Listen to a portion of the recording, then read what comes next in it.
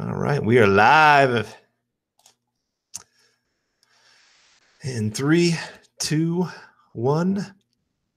Hello there, Broncos country, and it is once again time for another episode of Building the Broncos. I am your host, Carl Dumler, and with me today we have two special guests joining me, Sayer and Cam. Now, they've both been on our show before, so hopefully you remember them. But guys, how's it going today?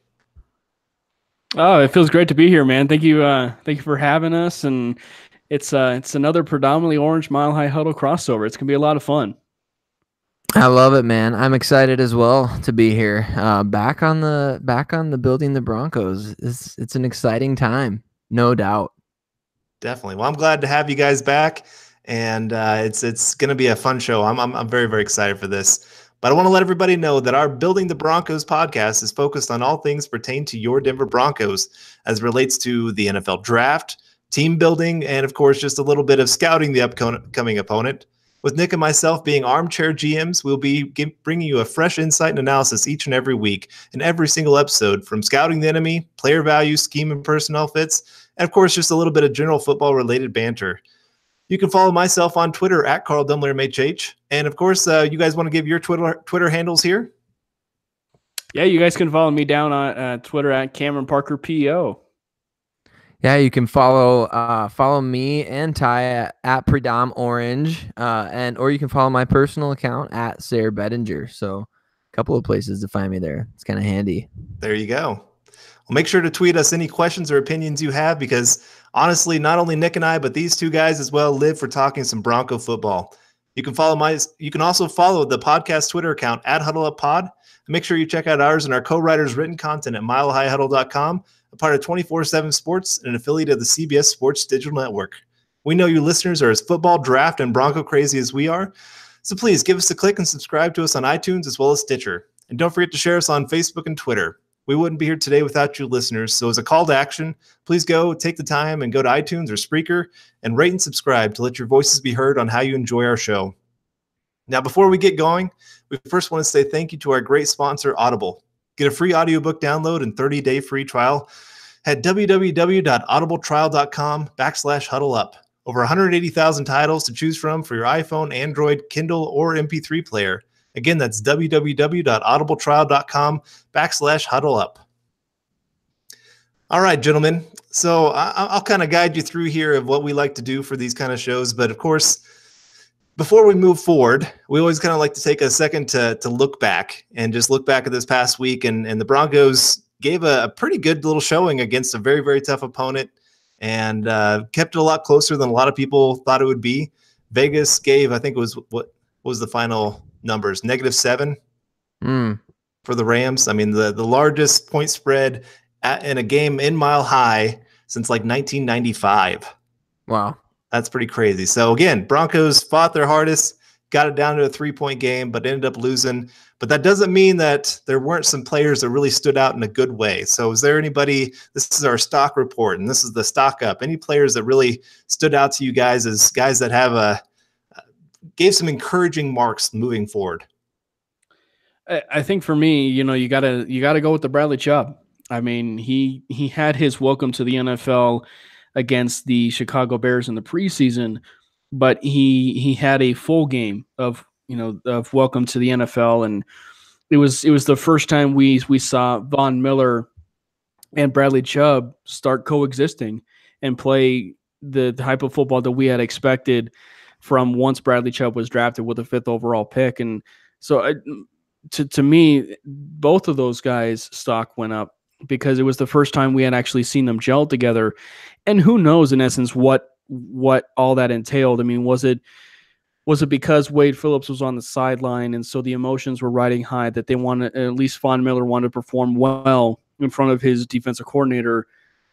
I don't know, but they did play pretty darn well, and Bradley Chubb threw Andrew Whitworth like a rag doll the entire game. I mean, he was a pretty relentless animal for 3 sacks and 3 tackles for loss. He was pretty consistent all throughout the game. The crazy thing, I went back and reviewed his film. I have a film piece coming out on him this week. His best play, I thought, during the game was one he didn't get the sack.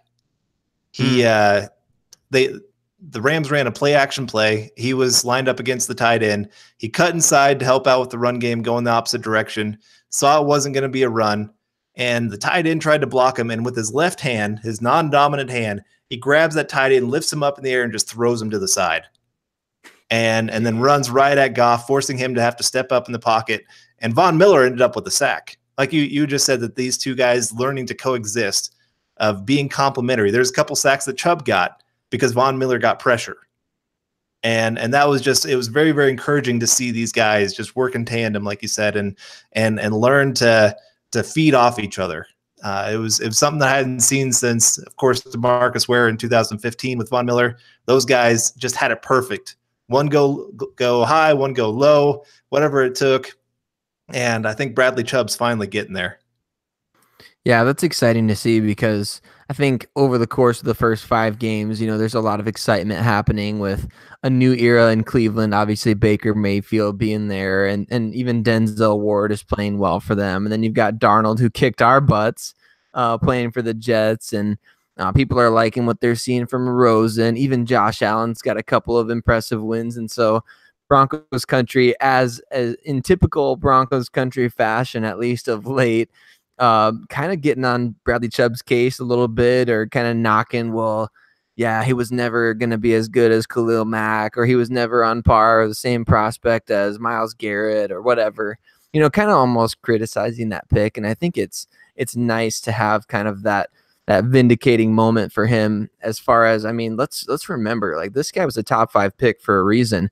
And he showed a lot of those reasons why the Broncos prioritized him over a guy that we're going to see Thursday night in Josh Rosen, and over a Josh Allen, who has, had the biggest arm in the draft and all the size and all the athleticism, everything that everybody's criticized Elway for really over prioritizing from quarterbacks. He passed up on that. He passed up on Rosen. He passed up on the chance to trade up for Darnold, because obviously that pick was for sale. And so I don't know. For me, it was a great just reminder that we got ourselves a player in Chubb, and you build, like, this podcast is all about building the Broncos. And so that happens 1 year, one step, one pick at a time. And Bradley Chubb was the right pick, in my opinion. I think we're going to see a little bit more evidence of that on Thursday night against Rosen specifically, which will be cool to see. But I also was pretty stoked about, I continue to be really impressed by Emmanuel Sanders. I think the last time I was on the podcast, we were kind of speculating. It was kind of I believe it was near the end of the season last year, when we were talking kind of about just, what might happen in the offseason, or some players who may be in focus for the draft, or players who might get cut or traded. And Sanders was one of those guys who, he struggled through injury. He wasn't playing well because he was injured. And so it was kind of just, well, is the price really worth what he can give you production wise? But man, he's come out this year. He looks like a 26, 27-year-old Emmanuel Sanders out there, just making play after play. Even that penalty, which I thought was a bogus penalty, even that play, just an incredible catch, incredible over-the-shoulder catch. And then his touchdown late was just awesome. So, I love what I'm seeing from Emmanuel Sanders in terms of just anyone in general on the team who's standing out. Sanders is a guy for me I think he's probably the best player on the Broncos right now. I have him on both my stock up and stock down a little bit because of that penalty. But like you said, it was a very ticky-tack call. Mm-hmm. I view it kind of like when Von Miller got flagged for doing the fake, hey, I'm going to help you up. Oh, a hand through the hair thing. Yeah, exactly. And just like, this is a joke. Like, oh, this is football. Have fun with it. Sometimes those guys get a little crazy. It's even Philip Lindsay when he got ejected. Yeah, he's trying to punch the ball out, Yeah, I don't know. It just, sometimes those officials get a little too trigger happy with the flag. They do. They do. do. We were talking, Cam and I, before you came on, about Clay Matthews. And the guy touches a quarterback and he gets a flag. So it's thankfully our pass rushers haven't really got that this year. Yeah. But, so I don't know. It was tough just to see, because that's kind of been our offense this year, though, of we take one big step forward, like Emmanuel Sanders looking like he caught a touchdown, then, oh, no, it's called back. And we've had like 4 or 5 touchdowns this year called back that were very, very close, very controversial. And we've just been on the unlucky side of things this year. That's for sure. Yeah, brutal. Absolutely brutal. And by the way, speaking of that Clay Matthews play, that it makes me wonder if the Broncos would have had any chance of winning the Super Bowl 50 year. I mean, with the way that they played defense, I just don't know if in today's NFL, I mean, just a couple years later, I don't know if that would have worked. So it's kind of crazy the way things work out and how things change so quickly in the NFL. But in today's rules, I don't know how that defense would have survived playing the way that it did, so physical as they were. Definitely. All right, well, let's move down to the stock down part. Any players that really stood out that you're just like, man, really? Come on. You're a better player than this. Well, for me, I don't know about better player, but it goes to the debate of, let's go ahead and bench Connor McGovern for Max Garcia. And we saw Max Garcia, be in the backfield a lot. And that was due to, Aaron Donald and, so that's going to happen. But it also should not have happened in the first place. I mean, you should have thrown Connor McGovern back there, and he should have been your starter from game one. And so it's understandable why Max Garcia's stock was down, in essence, in this game. And it also proved that whenever the Denver Broncos moved the ball successfully, it was always with Connor McGovern at the helm, or at least on that line down at the right guard. And it's unfortunate now that we have the season-ending injury with Ron O'Leary, because not only is it a stock down, but it's also a stock up again for Max Garcia to be put at the left guard or right guard or wherever they decide to put him. Because now we're going to get the opportunity to see Connor McGovern and Max Garcia for the foreseeable future this season. So we'll see what the chemistry might be against the Arizona Cardinals on a short week and against a pretty vaunting pass rush of Chandler Jones and amongst others. So it's a very interesting dynamic now, to where the Broncos, who had a really good chemistry on the offensive line with Ron O'Leary and Connor McGovern and Matt Paradis, now we're back to no chemistry in treating it a little bit like preseason all over again. What about you, Sarah? Anybody stood out in a bad way? Yeah, I'm going to sound really critical on this, and it's not usually my nature, but I'm really disappointed just in what we've seen, not even just this week against the Rams, but the whole season from Brandon Marshall and Todd Davis. I think that those two guys they're really letting me down in terms of Brandon Marshall was supposed to be kind of the leader of this Broncos defense, this really complete overall player who can cover, he can make tackles for loss. And then Todd Davis was pitched as this, great run stopper. And those guys, if ESPN is to be believed, their stats read that neither of those players has a single tackle for loss this year, not including sacks, which I believe Todd Davis was in on a sack at one point this year. And so that to me stands out as just a horrendous statistic. And you can see in the way that teams are running the ball all over the Broncos over the past week, they dropped from, I think, the top 15 to 32nd in the league in that category, by the way. And I think Marshall and Davis are a big reason why. It's because those guys are both not filling gaps and they're missing tackles. And that ticks me off more than anything watching the Broncos is missed tackles, because the nature of this defense, who these guys are, they formed this culture of toughness, physicality, speed, and those two guys are really, they're just getting washed out of plays easily. Right. And so I think to me, they've been the most disappointing defenders on the Broncos roster thus far. I was going to say that's probably in essence why you're seeing so much miscommunication, and probably the key cause of the miscommunication, because typically the linebackers are the ones that are getting the calls in the huddle. And Todd Davis is supposed to be that guy making the calls. Right. And so there must be some sort of miscommunication there between Todd Davis and and the rest of the guys, because I mean they're losing a lot of their discipline and a lot of the gap integrity and just at least having not even their instincts take over, but just or having it go the wrong way, I should say. I mean, they're biting on play action. I mean, they're getting lost in coverage. It's it's Josie time. Say it, Cam. It's Josie time. I mean, we're getting to that point, and it isn't just Josie time as far as rookies, but we're getting to that point in time when you lose four games that you do need to start contemplating not just starting Jewel, but playing a lot of your playmaking rookies of the 2018 draft class. I can't disagree. I mean, it's easy to see that, like you said, Sire, that both those guys are getting washed out of the play. They can't get off blocks. They can't get there in time. They're not reading things right. And there's times the defensive line is doing their job. I think back to the Baltimore game where, who was it? Pecco had the play stopped in the backfield, and just the rest of the defenders just stopped. And all of a sudden, the running back got loose and went from a third down and short stop to all of a sudden they had a first down. And it just, you're not seeing that same fire like they used to have an identity. And this does happen. I mean, we lost Ward, we lost Talib. Those guys were big parts of that identity.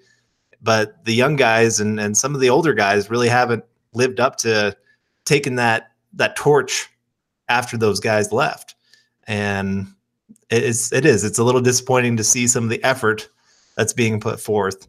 But let's move on to our next segment here, and we call it forward progress versus loss of down.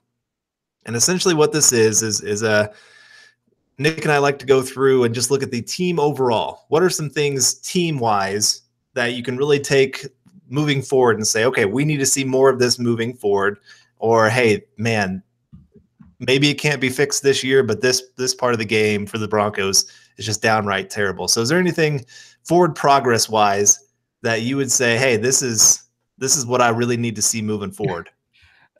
I Sayer knows I'm probably going to be sounding like a broken record at this point, but I need to see more Courtland Sutton. I need to see more Courtland Sutton. The three of us were talking in the chat that we have, but it seems like the last handful of games, every single time they want to throw up the football to Courtland Sutton, he's either making a huge play, catching the football, or he's drawing a pass interference penalty. I mean, clearly there's a size disadvantage whenever he's on the field and cornerbacks are trying to cover Courtland Sutton. And as an offensive coordinator and as a quarterback, you need to realize that you have a absolute dynamic mismatch of Courtland Sutton. And I think that the Denver Broncos have to realize that they need to get the ball to Courtland Sutton maybe a little bit more than Demaryius Thomas.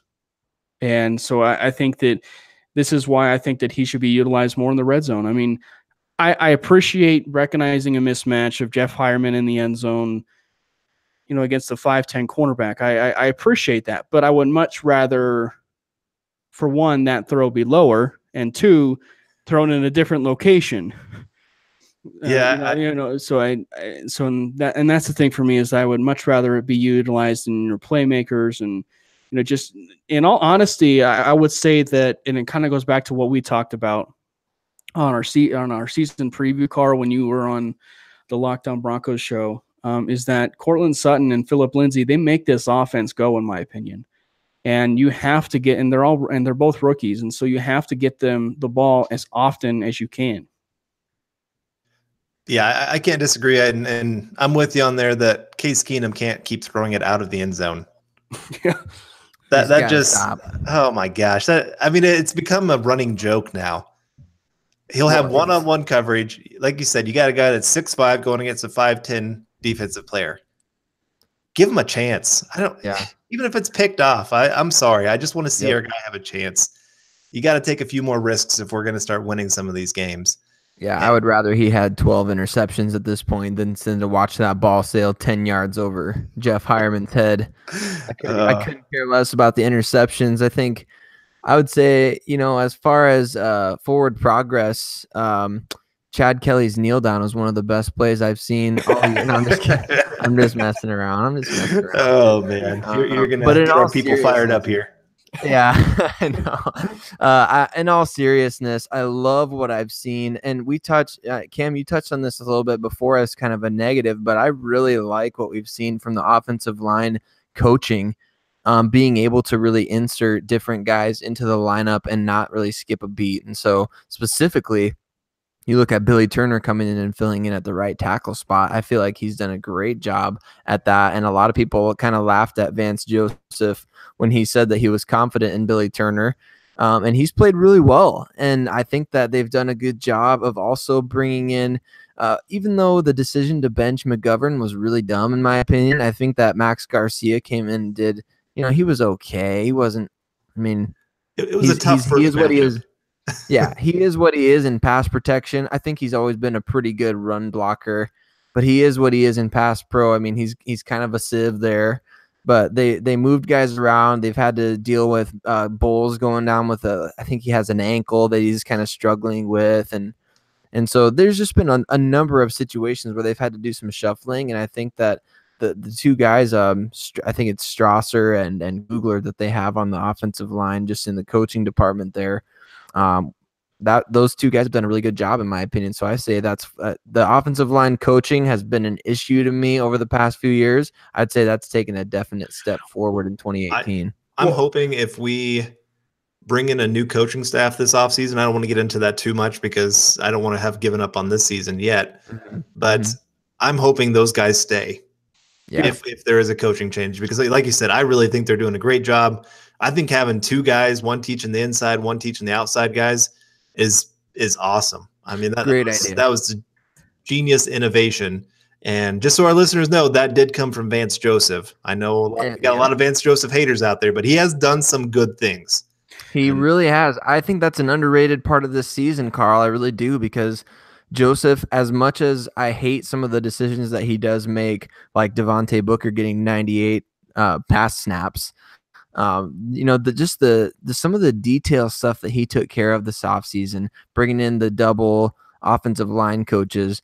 He also doubled up on defensive backs coaches, and he brought in Tom McMahon to coach the special teams, who, by the way, you haven't heard anything negative about the special teams yet this year.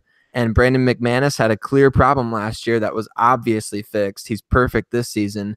So Joseph does deserve some kudos for what he's doing, and obviously the players are part of the not finishing of the games lately, but I think he has made some strides in terms of just general being able to see the big picture and fixing some bigger problems. Well, no, and I agree. I think overall the offensive line has been better this year. I just think that the whole Garcia and McGovern thing was just sort of like a tipping point just for me a little bit, just because there was so much camaraderie with the line when McGovern was there. And so, we're sort of getting back to that splitting reps thing. And that's why I just had a little bit of an issue with it. But we're going to get back to the camaraderie a little bit on that line. And it's unfortunate that Leary is out for the season, but it's going to afford Garcia to gain necessary reps and become, better at his craft as a pass blocker, run blocker, the whole deal. So I think it's going to be very beneficial for Garcia, because, he definitely was thrown into the wolves, to put it, like that. I mean, he was thrown into the wolves to face Aaron Donald, in his first start in quite a while. And that's no tall order. I mean, Aaron Donald, Ndamukong Suh, I mean, what better thing could you ever ask for a guy still? I mean, so you can understand why the Broncos were so successful, I guess, a little bit when Connor McGovern was in there, just because he had the majority of the reps throughout the season. I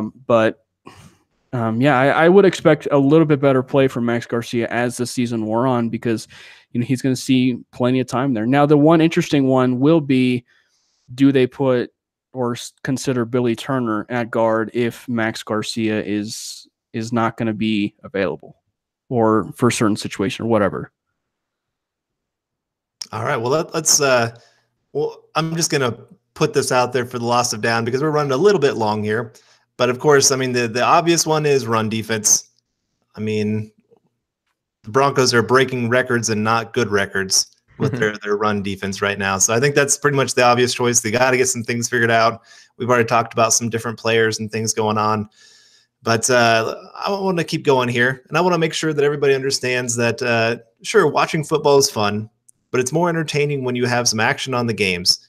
Guys, you've heard us talking on this show for about the last few weeks, and some of you are still on the sidelines. Whether you're an expert or a rookie, you should be betting at MyBookie. If you're the kind of guy that likes to bet a little and win a lot, like playing the numbers on roulette, you can create a big parlay. Pick 3 teams to win, and if you hit all 3, you could turn $100 into $600. There's so much to bet on: playoff baseball, hockey, primetime fights, and more. But MyBookie is the one bet I know you'll be happy with all year. I recommend these guys because I really trust them. MyBookie has been in business for years. They've got great online reviews, and their mobile site is easy to use. If you're on the sidelines, now is the time to get in the game. MyBookie will still match your first deposit dollar for dollar, but you got to join now because they'll be pulling that offer. Log on to MyBookie right now and double your money. Use promo code Broncos100 and you'll get your first deposit matched 100%. That's promo code Broncos100. You play, you win, and you get paid. All right, well, it's now time to focus on the upcoming game, the Arizona Cardinals, and this is kind of an interesting one. Both teams trying to figure out what they're doing moving forward, and are going to be doing a lot of different kind of evaluations in this kind of game. But let's start with the roster of the Arizona Cardinals. Is there anybody here on this offense that really kind of stands out to you that definitely deserves some time here, just talking about them individually? David Johnson is, former MVP candidate, and I think the biggest thing with this offense is you gotta. I just kind of laugh a little bit because the Cardinals fans, the Cardinals faithful, are experiencing the fullness of Mike McCoy, and he's really stifled David Johnson. It sounds like he's got just a few runs of 20 or more yards. He's obviously not putting up the same numbers that he was when Bruce Arians was there, and so he's definitely a guy that's probably looking to have a big day against the Denver defense that's given up about 8,000 yards on the ground the last 2 games. Is that it? But that's it's give or take. Yeah. But he's definitely the focal for me on this offense. He can do it all. We saw him. He played at Northern Iowa, and he played against the Iowa Hawkeyes, and I'll never forget this guy just blazing down the field, 80-plus yards against the Iowa defense, thinking, who the heck is this guy from Northern Iowa that's destroying my Hawkeyes right now? And it turned out it was David Johnson, and now here he is. He's a legitimate franchise back, and he's a superstar, man. Yeah, I kind of have to continue that because you really can't ignore the elephant in the room, and that's our run defense. Of when you give up, like you said, 8,000 yards, rushing, give or take a few tackles for loss here and there.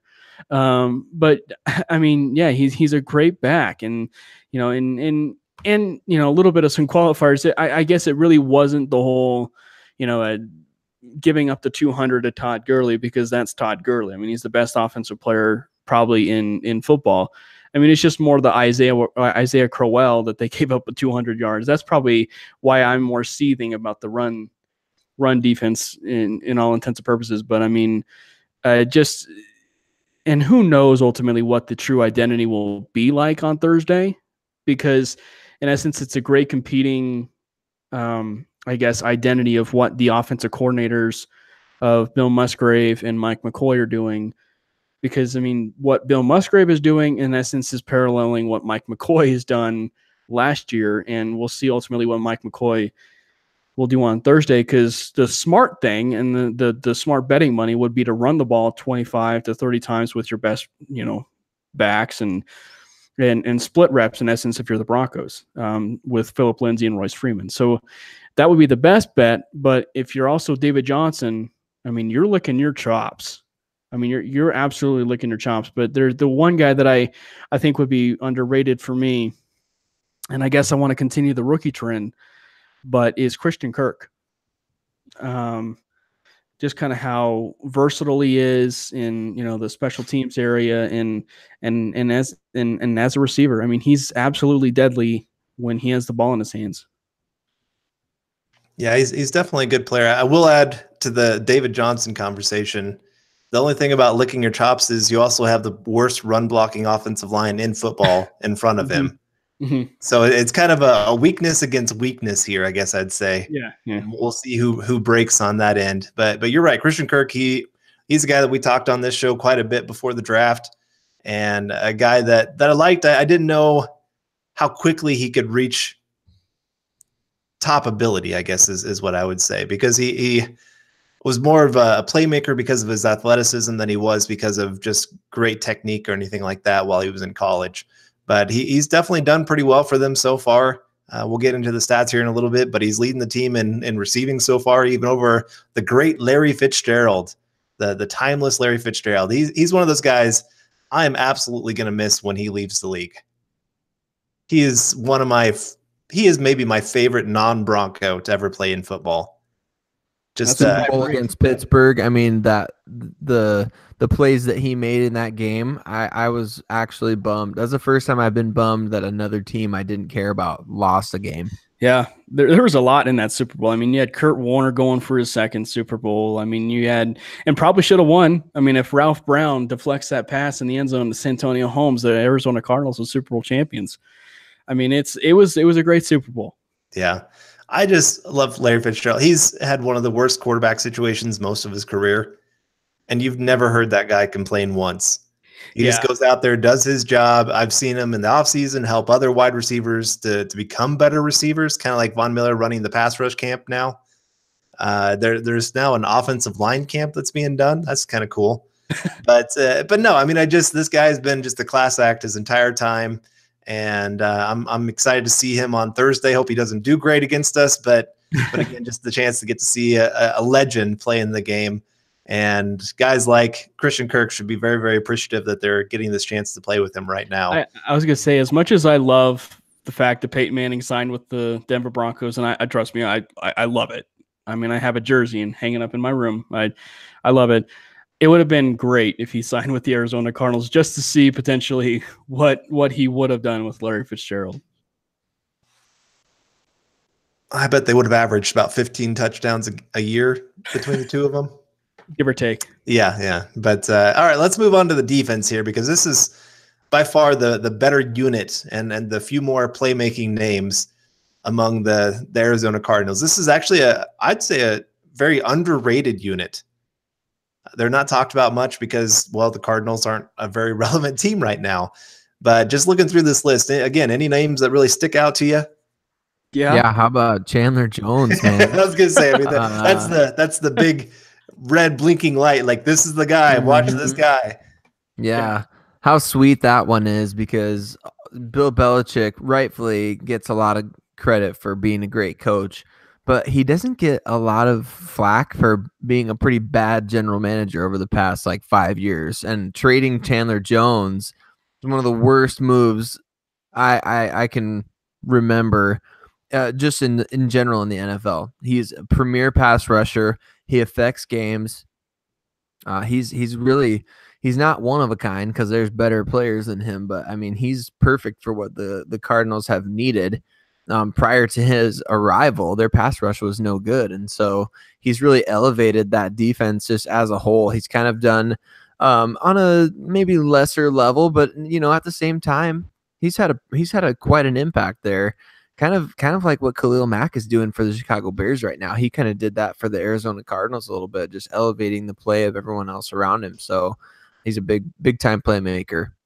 Yeah, and it definitely doesn't hurt when you have Patrick Peterson down there and Deion Buchanan and Hassan Reddick still, with the Arizona Cardinals. I mean, the loss of Tyrann Mathieu hurts, but I mean, still losing Tyrann Mathieu and Tony Jefferson, the Arizona Cardinals, I mean, they are one of the more, I should say, many underrated defenses that's in the NFL. And so despite the fact and despite the record, I mean, Arizona still very well might be a little bit of a hard team to move the ball against, just because of how well they are up front. And we've seen Case Keenum hold the ball too long. And so if you're Chandler Jones, I mean, you have to take advantage of that. I want to throw a name out here to you guys, just because I think he is one of the most underrated players on this team. And I think part of it is people just don't want to say his name, but Benet Benwikere. Did I say that right? That was good, man. Okay, I'll take it. Okay, Benet Benwikere. He's the cornerback opposite of Patrick Peterson, of course, but he's been in the top 10 in quarterback rating allowed thrown his way. Really? Yep. I did not know that. I know. I just in doing research this week for this game, I saw that and I was like, oh my gosh, really? But it's true. I mean, this cornerback tandem is very, very underrated in what they're doing. Patrick Peterson was in the top 10 as well. And so, I mean, this is one of those games. This is not an easy defense. They have playmakers on that defensive line. I watched the Vikings game, and given the Vikings don't have a great pass blocking offensive line, but they were making life very, very difficult there in Viking land. Yeah, the underrated guy certainly to keep an eye on that defensive line is obviously Robert Nkemdiche. The guy that really busted out onto that scene. I think it was this preseason. I think he was, people were, I think, coming out of Ole Miss, people were talking about his effort, talking about, does he take plays off? Is he, too inconsistent? But I mean, you take plays off. Oh yeah. But I mean, you turn the tape on. I mean, he was. I mean, when it clicked, it was kind of like Jadeveon Clowney, I guess, in some ways. Mm-hmm. But when it was on, I mean, he was an animal. I mean, he was an animal. Yeah, I always think of Malik McDowell. When he wanted to be an all-star player, he was definitely an all-star player. But it just wasn't all the time. And with Nkemdiche, the other big issue was he just had terrible awareness. There were times he would break into the backfield, and then he'd get back there and go, oh, who has the ball? And I'm just like, the guy would be standing right next to him going, please don't see me. Please don't see me. Hope your vision's based on movement. And he wouldn't be able to make the plays. So, I mean, it was always kind of that, can this guy have his athleticism or have his technique meet up with his athleticism? And I think this is a year where he's finally starting to put some of that together. And definitely a guy that you got to watch out for on the inside. And he's going to have some matchup opportunities. I mean, we saw what obviously the LA Rams were able to do against our guards. And some of these guys, Corey Peters is another one. I thought he's had a pretty decent season so far this year as well. Mm-hmm. And it's a pretty good defense. And I'm interested to see a little bit on with a Thursday night game. It's always tough injury wise of who's actually going to play, who's not going to play. I've seen some of the injury reports. There are some players I'm not sure if Iopati is going to play in this one. Has anybody heard anything on that? Does he ever play anymore? That guy's always injured. That is true. No, I don't mean that. I guess that was pretty harsh. I mean, I'm sure he's a good guy. But yeah, I mean, it's a roster that's coming around. It's definitely going to depend on being able to surround Josh Rosen with a little bit more talent there on the offense, especially offensive line wise.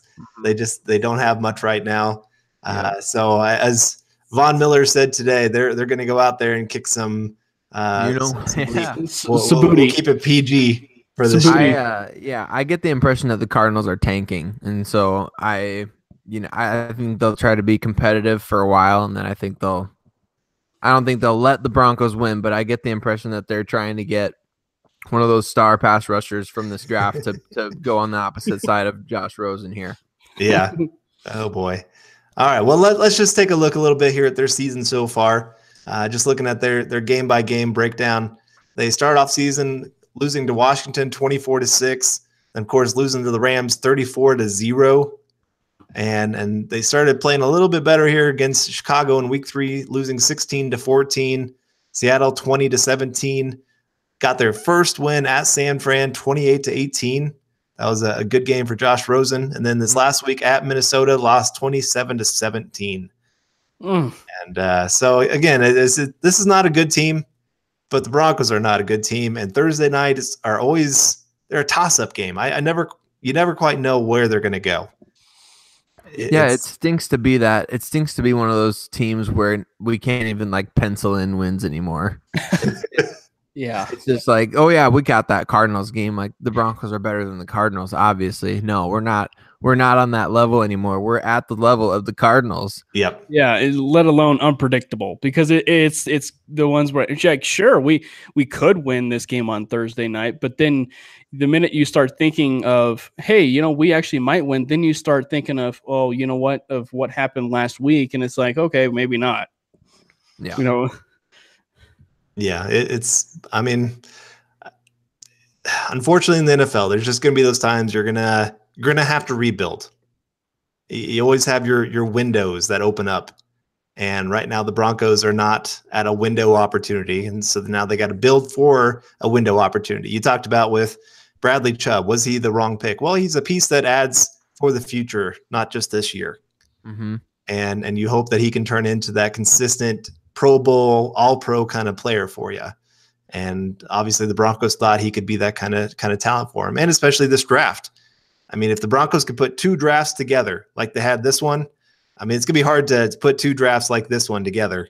But you put that kind of depth on the team, then things start to begin to change.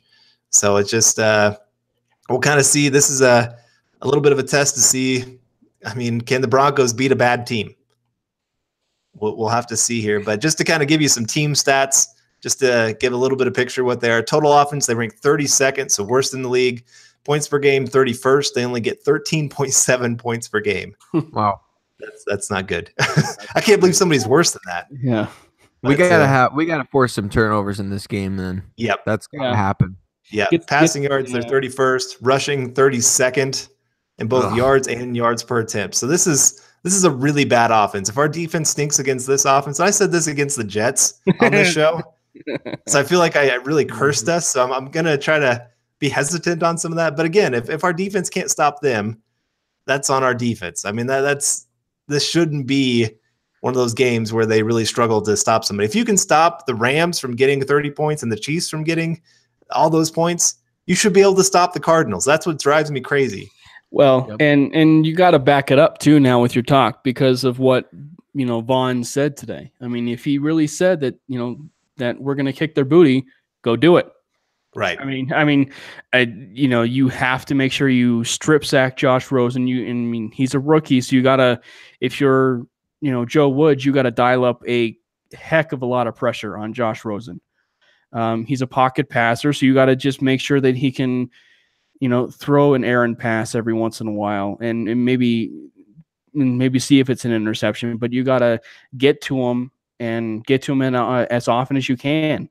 And so hopefully that this, with Bradley Chubb and Von Miller game that they had against the Los Angeles Rams, was a sign of things to come. Because if it is, then the offensive tackles, if it's not just the Arizona Cardinals, but all the other teams ahead of them, they're going to be fearing for their life because of what's coming at them.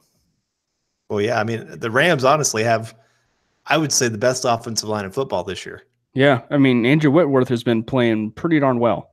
Yeah, and Bradley Chubb. Yeah, threw him well. Didn't the Broncos get more sacks against them than any other team this year? If I remember hearing that. And it was, I think the highest was 2 or 3 sacks before the Broncos came into town. That's a notch on our belt. Boom. And we just need to do it every week. Guess who took over some play calling duties on defense last week? I'm just saying. What? Joe Woods? I'm just saying. All I'm saying is I'm just saying. Yep, I'm not a Vance Joseph apologist either. I'm just saying the guy, he's not as incompetent as people make him out to be. He's made some bad decisions, rookie mistakes, but I mean, the proof is in the pudding. 5 sacks, held the Rams to their lowest point output of the season. It's there. I mean, stopped them when we went on that 17-3 run. I mean, theoretically, Broncos. We won that game 17-3. Exactly. Oh man! All right. Well, I want to throw out some interesting stats, just because these always kind of amaze me. Maybe not everybody else, but no quarterback has had more drop passes per attempt than Josh Rosen this season. Love it. So it shows again just the lack of talent around the guy, and this is something for Mr. Musgrave to remember this week. the Cardinals have allowed 291 yards off screen passes, most in the NFL. So if you're going to beat this defense, sometimes they can get a little over aggressive, and you can get them a little over the top of taking it over the top of their defensive line for a screen pass. But I also want to throw out there, Patrick Peterson has allowed the third lowest quarterback rating so far this year. Which is understandable. I mean, yeah, he's good. He's a very talented player. We're going after Benet. Say his name again. Benet. That's who we're going after. Benet. Yep. We're gonna go have some beignets. There you go. Perfect. All right. Well, let's switch up here a little bit and look at some key matchups in this game. And we've already kind of talked about this first one a little bit. David Johnson versus the Broncos front seven. 2 straight games giving up 200+ yards rushing. Even against Chiefs, gave up some really, really big plays. And David Johnson's one of those guys. You miss one tackle, this guy makes you pay. And I would sit there and say he's a top 3 running back. Unfortunately, he has the worst offensive line in front of him. And it kind of shows a little bit of even having a valuable running back doesn't always mean great things for your offense. Well, is it the bad offensive line or the fact that he has an offensive coordinator that loves to throw it all over the yard? Well, and I would add, I guess, a little bit of watching McCoy's offense. Watching the Cardinals, it is the most boring offense to watch in football. Is it still run, pass? Is he still... There's a lot of that. There's just nothing fancy. There's nothing to make a defense have to go, oh, we got to prepare for these extra things. You know, like the Chiefs. You got to worry about guys coming across the field, those little dump off passes, those quick little toss. Oh, I'm going to toss a 1 yard and make it a 50-yard pass. You don't have to worry about any of those kind of things. You don't have to worry about any creative thinking. The Rams, again, you got guys moving all over the place, so you got to stay disciplined on the backside because somebody could be coming out of nowhere. Nope, nothing like that for the Cardinals. Wow. So it's very, very boring. I was just going to say, look at the Chargers since McCoy left, and look at Denver, even as inept as we've been in the red zone and kind of, you mentioned those touchdowns that have been called back. I mean, look at the places that he's been in recent years. He's not adapting to the new age of NFL offenses, and it's kind of embarrassing to think that we like so highly prioritized bringing him in last year. It really is. It almost as if McCoy is living in the past when he was back with Peyton Manning or when he was successful for that season with Phillip Rivers. I mean, I think he's living in this day and age where you can throw it 50 to 60 times and expect to win a ball game. And it's one of those. He's had some quarterbacks that could overcome an inept play caller. Kind of like at times, I know like a lot of Green Bay fans have complained about their coach and saying that pretty much Aaron Rodgers makes that offense go despite bad play calling. And I don't know if you guys agree with that or not, but there are times where it looks like it's a pretty boring offense, and you just kind of expect, well, Aaron Rodgers is going to be Aaron Rodgers. And when you don't have that kind of quarterback, well, then play calling really comes into play. And so it's not been all that fancy, but again, with the Broncos, with how undisciplined they've been in a lot of things. I was telling somebody earlier today, watching the Broncos versus Rams game, I was very, very impressed with the play calling on defense. Yes. I thought they had a great game plan. I thought especially the defensive line, they had great ideas of how they were going to rush the quarterback, get pressure on him, how they were going to cover in the back end. I mean, like I said, we held them to their lowest point total of the season. Yes, we gave up 200 yards rushing, but I put that more on players just not doing their job. Yeah. We had 8 missed tackles in that game, and guys just out of position, guys trying to guess and jump inside, getting beat then to the outside. And so it's kind of, I mean, I know it's that stupid saying, but do your job. Somebody's got to do it. Yeah, somebody's got to do it here. And so this front seven, I mean, Elway calling them soft this week. I love it. That's a pretty big statement. I hope those guys take that very, very serious. Well, and it's not the first time he said it either. I mean, he said it last year too, and they took offense to it. This year, it seems like they didn't take offense to it because they've given up 200 yards on the ground, so there's nothing you can say about it. So I like the fact that he came out and said that they're soft, and the fact that and who knows if the Broncos will be able to back it up. But I like the fact that Von Miller came out and said that we're going to kick their butt on Thursday, because we haven't seen that. We haven't seen that the last few weeks where where we've seen players spoke openly and say that, we're going to be that team that we sought out to be. And maybe that is an attribute to where the defense is, at least with Von Miller and Bradley Chubb, that maybe that their confidence is now at that high. So we'll just ultimately see what happens. But defensively, though, it was a really good game plan. It is worth maybe throwing out, I guess, that when the court, not to say that maybe an injury sort of threw the offense out of its alignment with the Rams, but when Cooper Kupp was hurt, it seemed like it sort of threw the entire offensive rhythm and everything with the Los Angeles Rams out of whack. Yeah, hard to disagree with that. But let's move on to our second key matchup in this game. And we've already talked about this guy a lot, but the guy he's going to be matched up against most in this game, Chandler Jones versus Garrett Bowles. Boy. And there's a lot of Bronco fans that are ready to give up on Garrett Bowles and say that he's a bust and all those kind of things. Well, in comes Chandler Jones, one of the better pass rushers in football. How do you think this matchup's going to go? Over under how many holding penalties will be called?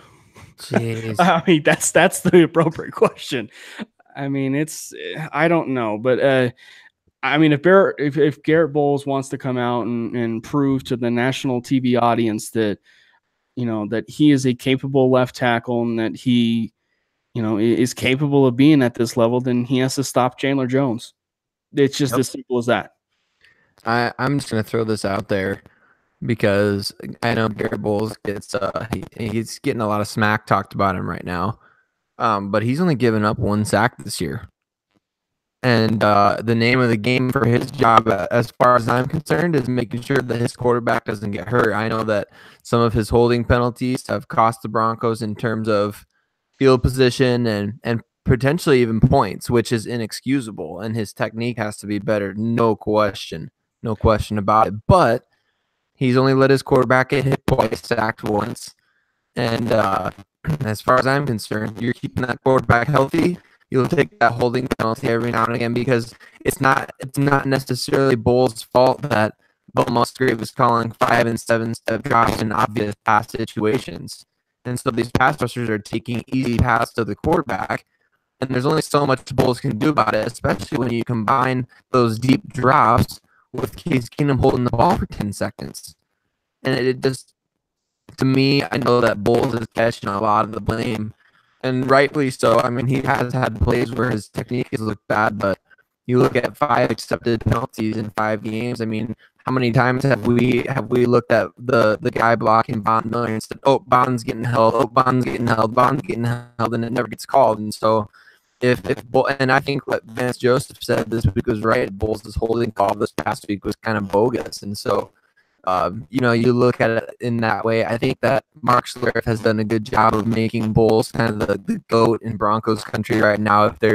I'm sure there's multiple guys, but I don't expect it to go great against Chandler Jones just because I don't think the Broncos are scheming well offensively right now, and I don't think Musgrave is really making the correct adjustments, and so I honestly don't anticipate that change, and I'll believe it when I see it. I'm not usually a skeptic like that, but Bill Musgrave has not impressed so far this season, and I think he's kind of costing Garrett Bowles a little bit lately. Yeah. There was the 4th and 3 play. Mm-hmm. If you remember that one, they had trips receivers, I think, to the left, and all 3 ran deep routes on a 4th and 3. Horrible. What is and they're bringing a blitz, so you should have hot routes built into the offense to say, okay, they're bringing a blitz, let's throw it right behind where they're blitzing, and there was just no adjustments for that. So yeah, I agree. Sometimes it is more the offensive scheme, and it's always complementary football. It's never just one guy that's made a huge mistake. A lot of times it's a group of things, or if things go well, it's a group of things working together. And with Garrett Bowles, like you said, there's times where Case Keenum's just holding on to the ball forever. And then there's those times where he runs out to the left, nobody's open, and he takes a 14-yard sack when he should have just thrown it away. And so, yeah, there's plays like that you can't really put on Bowles. I'm not saying that he's been perfect by any means. Like you said, he's had plenty of holding calls. He's got to work on some technique things. But I really do think, like you said, some Bronco media have made him the scapegoat on everything that's going wrong with the offense, and it's not just him. So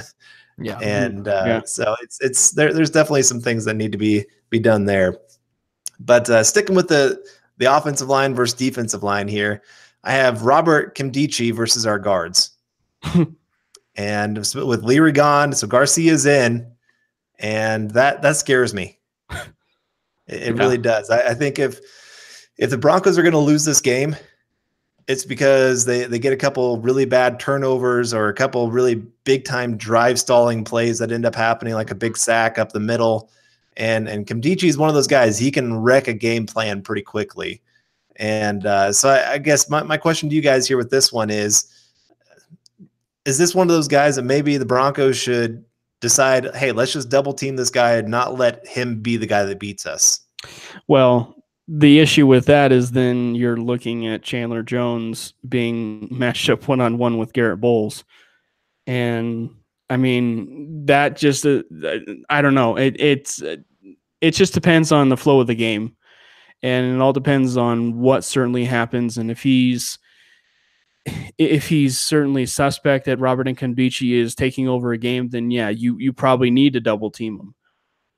Or consider, a possible substitution at that point, or double teams, or it's all going to be present on things that certainly arise during a game. But I think ultimately, if you do double team him, though, you're going to neutralize him, but you're also going to open up the doors for, a lot of their other guys. I mean, in particular, Chandler Jones. Yeah, the key here is going to be that the Broncos make sure the Cardinals defense doesn't know what's coming. And that's been one of Bill Musgrave's biggest issues so far this year. And over the course of the past couple years, it feels like the Broncos have just been way too predictable offensively, because all these defenders are having career games against Denver. And it doesn't make any sense. And you wonder why that happens. And it's because it's so predictable that even a guy like Kimdichie, who's had issues with effort in the past, or technique, or just consistency in general. It's why we're even talking about him as being a potential first round, nearly a first round bust going into this year, where we're talking about him being an issue against even Max Garcia. And so I really feel like if the offense can find a way to just keep them guessing at least, and not let him pin his ears back and really just he could really wreck a game if he's not guessing. If he's just going after it and playing instinctively, then Kimdichie is going to have a huge game against Garcia. But if the Broncos can find a way to just keep him off balance, keep the running game moving, make sure he doesn't know what's coming, whether run or pass, I think that even he and Chandler Jones can be neutralized a bit in that regard, as we saw, multiple times in Broncos versus Patriots games.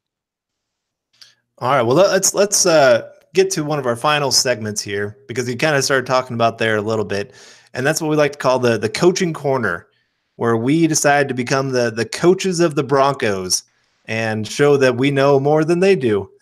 Mm-hmm. Sometimes I feel that way because it just seems like it's so obvious. Yeah, averaging over 5 yards a carry. Oh, we're not going to run the football. Right? No. Yeah, but you want Devontae Booker on the field. Yes, exactly.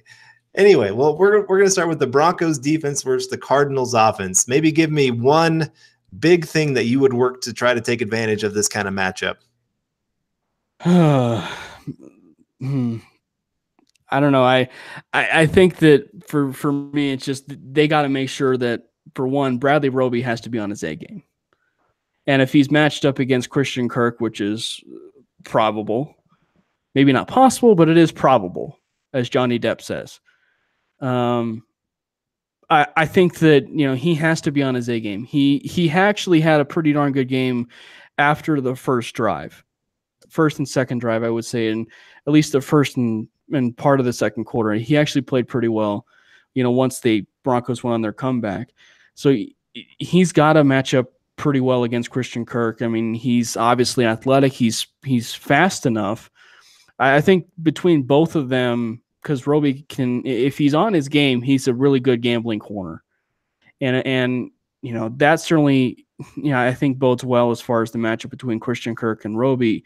And we'll see if that happens. But if they, move it around necessarily, or move Christian Kirk around maybe as a weapon, and you start seeing Tremaine Brock on Christian Kirk, then I might start crying, just because I don't know if he can keep up with him. I think for me, this is all about diversifying pressure, tight man coverage, forced turnovers. You're playing a rookie quarterback who has a struggling offensive line, who, like you said, his receivers are dropping passes, which means that he probably doesn't, even if he won't say it, he probably doesn't trust all the guys that he's throwing to. And so diversify the pressure, get him rattled early, force turnovers, and play tight man coverage. It seems so simple. Force the game into Josh Rosen's hands. You can't let if David Johnson beats the Broncos, then Vance Joseph does deserve to be fired. And your next episode should be about who's going to be replacing him, because it can't be the David Johnson show. It can't be a repeat of. I mean, they just let Sam Darnold pick his spots. In that Jets game, it was embarrassing because he's a rookie quarterback and he didn't even have to complete. He didn't even have to complete 15 passes. He could have won that game just handing the ball off every single play. And so they can't. They've learned. They've had an experience where a rookie quarterback was able to have a field day, and so they can't let it happen again. Whatever it takes. I don't care if it takes benching Brandon Marshall, because I'm so sick of seeing those linebackers get washed out of plays. So defensively, you got to play tough. You got to play physical, diversify the pressure, confuse the quarterback, and force the game into his hands. I mean, you put it bluntly when you wrote your article, Sarah. It isn't just one thing that needs to be done. I mean, it's a multitude of things. I mean, on the offensive side of the ball, defensive side of the ball. I mean, it's a multitude of things. And I'm with you. I mean, I've been driving that Josie Jewell train and ever since he was drafted, but still. The Broncos do need to start contemplating whether or not Josie Jewell needs to become that starter. It's tough when he has a $8 million a year linebacker in front of him. But like you said, when he's outplaying that guy, it's hard to argue with trying to put Josie Jewell in there. And he's a bigger guy. Yep. A little bit more size to hold up there in the run game. I mean, like you said, Brandon Marshall's just getting washed out of plays. You got a 225-pound linebacker going against a 320-pound tackler guard. Yeah. It's pretty obvious who's going to win that matchup. And it just, when he said he lost a lot of weight this offseason, I was like, oh no, our run defense is going to be bad. And it's been that way. And even Todd Davis, I don't know what's happened in his run defense this year, but he's not getting to the spot like he's been in the past. But let's switch over then to the Broncos offense versus the Cardinals defense, because this is the tougher matchup. I think the Broncos defense, I think they can do enough to keep the score pretty low. But Broncos offense versus Cardinals defense, what would you do if you were an offensive coordinator? If you were Bill Musgrave for a day, what would you do in this one to really make some plays? Well, something. Yeah, Bill Musgrave for a day. To call the plays one time, to get to call the plays, and just finally, this is what should have been done. Like you said, this is where we talk about we know better than the Broncos, and I think that this is the one area where fans are really justified, is on the offense, the offensive side of the ball. We have the personnel that we need. Case Keenum is capable of playing well. He's capable of winning games in the NFL. We saw it last year. The Vikings didn't go to the NFC Championship game despite Case Keenum. They went, largely because of him. He was playing great football. And the Broncos were really, really excited to get this guy, and now they're doing all the things that he's bad at offensively. And it starts with not sticking with the running game and not pounding it. Royce Freeman having 60, I don't even know if he has 60 carries, but he's been on the field for 60 run plays this year through the first 6 games. It's 10 plays per game, and he's the team's best running back. And it doesn't make sense to me that you would have your best running back on the unit that's averaging, 5.3 yards per carry. You're not giving that guy enough snaps. It doesn't make any sense. And the Broncos, I think this offseason hired a bunch of new people to be part of an analytics team. I know that they had Alex Tanney or Mitch Tanney or whoever. Well, Mitch Tanney's the trick shot quarterback. It's Alex Tanney who they had in the analytics department. But somebody in the analytics department has got to be doing PFF on steroids and figuring out that these guys have, like, here's what you're exploiting and here's what you're doing on game days, and it's 6 games into the season and you're still doing the thing that's not working every single game. And so somebody's got to be telling him that that's what's going on. But the Broncos are getting these big chunk plays like I've never seen in my life. Like how many 40+ yard plays did they just have in the I think they almost doubled their season total this last game in 40+ yard plays, and they're one of the best in the NFL at 20+ yard plays. So this offense is breaking off big chunks, and they're just not sticking to the ground game when they need to, and that's what's killing them right now. Well, it's I was thinking, I think it was the Chiefs game. I think it was. Anyway, there was a couple times where the running game did get stalled on first down, where it only went for a yard or two. And instead of, hey, you know what? The run game's been averaging 8-9 yards a carry. Let's run it on second down. Let's get ourselves either a third and short or another first down. It was, oh, we have second and long. We got to pass it.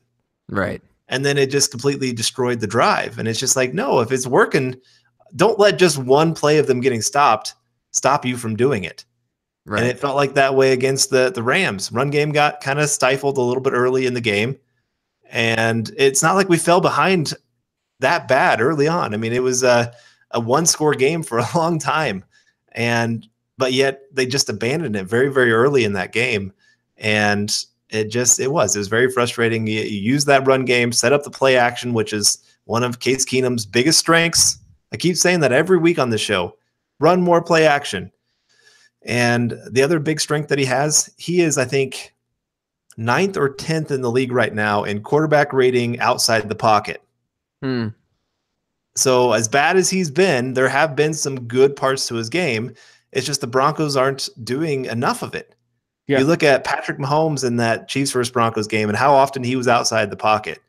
You can do it. There's ways to scheme getting your quarterback and moving him around and giving him some extra time. And he's a little bit shorter guy, so sometimes getting outside the pocket makes you a little bit more comfortable, lets you see the field a little bit better.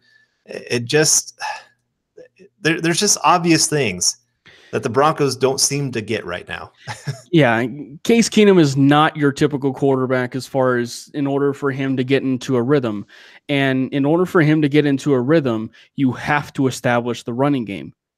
And if you establish the running game, the play action will come into play, because Case Keenum is sort of that play action rhythm quarterback, to where he is at his best when you are playing play action and you're running, in essence, short passes off of that play action so that he can get comfortable.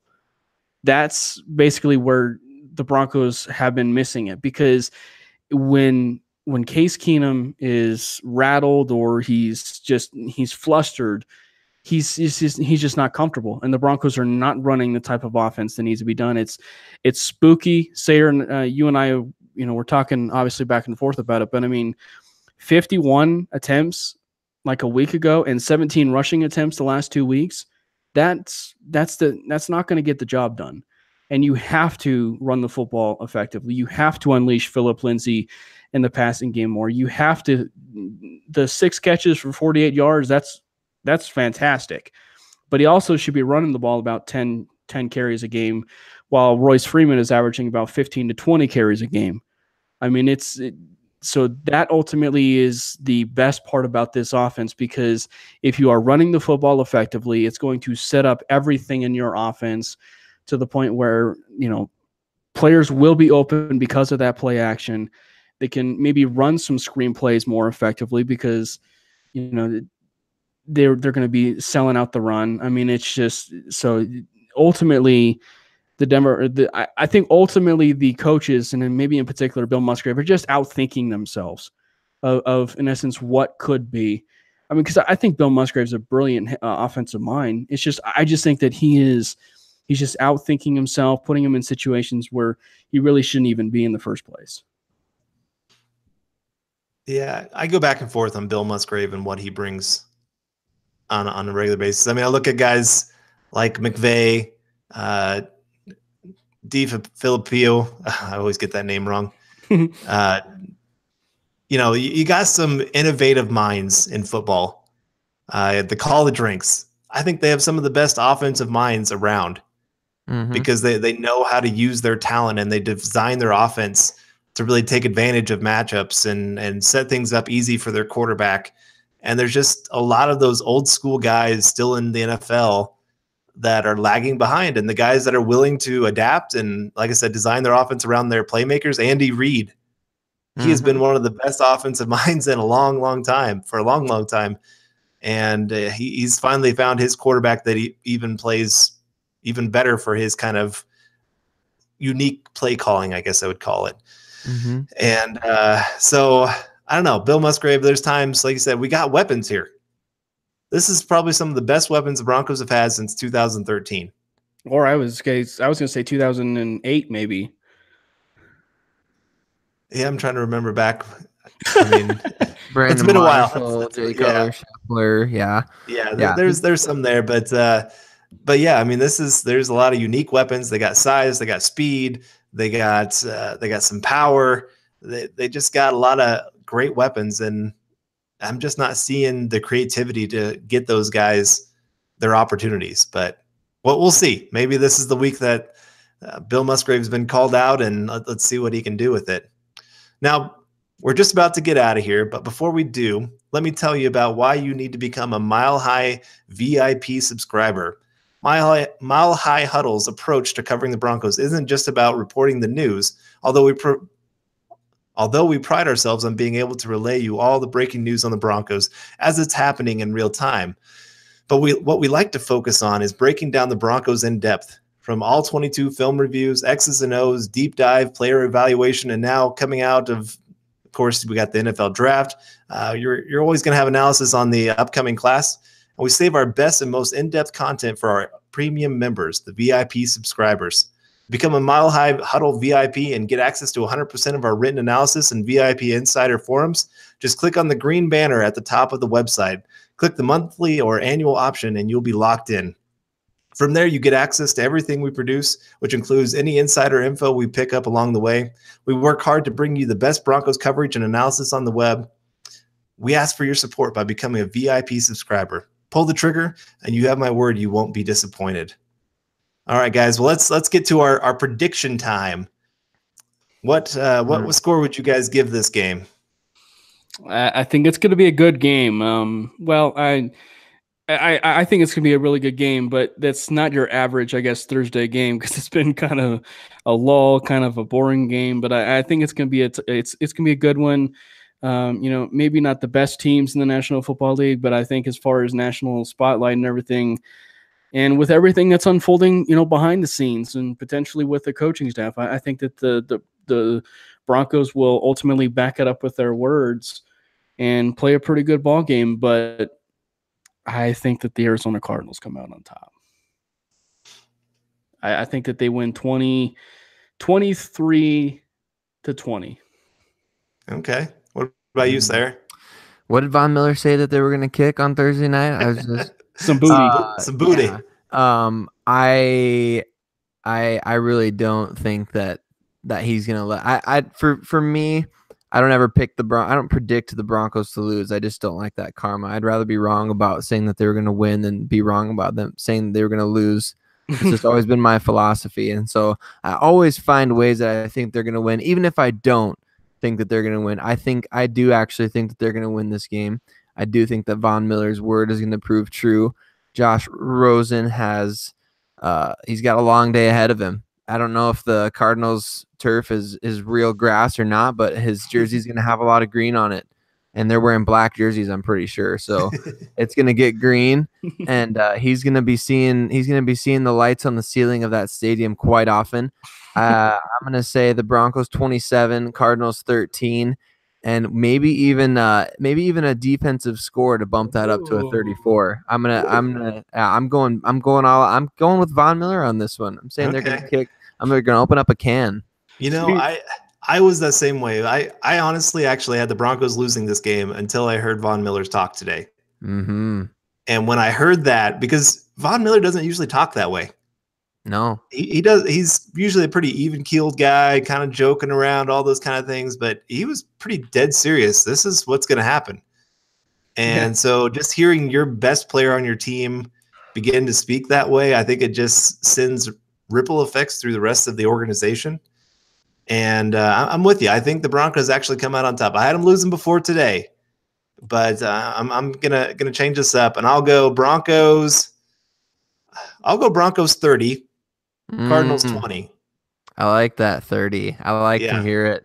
I know. I love when your team can score 30 points. I just feel so good about that. Just sounds right. Yep. So I think they get some things right. Get 10 days to prepare for the Chiefs, and maybe we see some magic, some mile-high magic moving forward. But, 12-4 till we ain't, Carl. That's right. That is right. Well, that'll wrap up another episode of Building the Broncos. You can find myself on Twitter at Carl Dummler, MHH. And of course, you can find, I'll let you guys give your Twitter handles again. You can follow me at Cameron Parker PO, as well as the Locked On Broncos Twitter handle of the podcast that Cody and I do at Locked On Broncos, and obviously what Sayer and I do on Twitter at Predom Orange. So you guys can check us out there at Predominantly Orange. Thank you guys. Thank you, Carl, for having me on, man. Yeah, what about really you, Sayer? Appreciate it, man. Yeah, you can always find me at Sayer Bedinger, at Knights of Den for the podcast. And just all the great crew between you guys at Mile High Huddle and Predominantly Orange. There's a lot of great people to follow, and we're always interacting. So just jump in and become part of the family. Definitely. Yeah, I'd highly recommend following these guys, listening to their podcasts. I listen to them on a regular basis, and makes my week definitely a much better listening to them. I enjoy you guys so much more than the local media. Some of them that get going, Thank you. They just get a little crazy. You guys stay a lot more even keeled, so I really appreciate that. And just like to look at the team, and you're kind of like us, like to look at the team and say, hey, how can we get better? Let's not just sit here and say, oh no, the sky is falling, the end of the world is here. But it's actually, hey, things are not as bad as they seem. They're maybe not as good as they seem. Whatever way. Things can always be better. Things can always be worse. So I always appreciate listening to you guys, and I appreciate you coming on the show today. Yeah, thank you very much for having me. Yeah, we like to keep it locked on and keep it real. There you go. All right, well, make sure you also head over to Mile High Huddle, a new affiliate of the 24/7 Sports and CBS Sports Digital, to find ours and our co-writers' articles and all things pertaining to your Denver Broncos. You can head over to iTunes and leave us that 5-star rating and comment. Your support can help us continue to bring you our Denver Broncos deep dives. We aren't just here to bring you the news, but an in-depth analysis each week, from team building, game planning, and 365 days of covering the Denver Broncos. You can follow the Building the Broncos podcast and all our other great audio content by subscribing to the Huddle Up podcast on iTunes and for Android users, Stitcher, as well as check us out on YouTube. You can follow us on Twitter at Mile High Huddle, and of course at Huddle Up Pod. Again, please be sure to subscribe and rate and reach out to us, as we really do love and interacting with all you Bronco fans. For Carl Dummler, I know Nick's not here. We'll wish him well, and he's in God's country there in Colorado right now. But this will be us wrapping up another episode of the Building the Broncos podcast. We hope you enjoyed it, and we'll see you next week. And as Nick always loves to close out the show, go Broncos.